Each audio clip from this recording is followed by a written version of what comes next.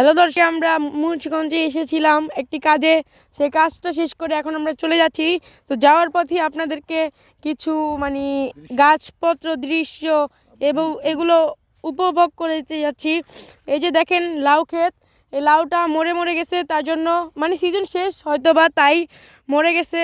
তারপর সামনে দেখতে পাচ্ছি আরও এই যে ফুল, তারপরে এই যে টমেটো গাছ, এই টমেটো গাছটাও কৃষকেরা 20 টাকা দামে বিক্রি করে, কিন্তু ঢাকা শহরে 60 টাকা দামে বেচে, কিন্তু কৃষকদের কোনো লাভই হয় না।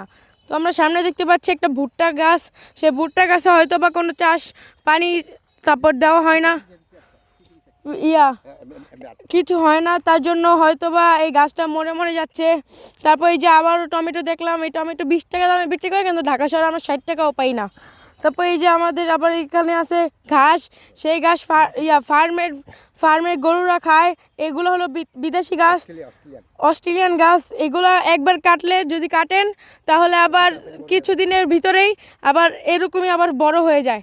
তারপর আমরা আবার দেখতে পাচ্ছি ওই আম গাছ, সেই আম গাছটাও এখন আম ওরকম হয় না, কিন্তু ছোট ছোট হয়েছে।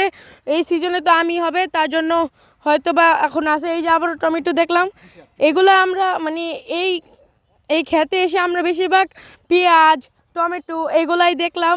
তারপর এই যে সরিষা ক্ষেত এখনো মরে মরে যাচ্ছে, তার জন্য দেখাতে পারলাম না ওরকম। এই শস্যের নাম হলো কি লাই শস্যা, শেষ হয়ে যাচ্ছে।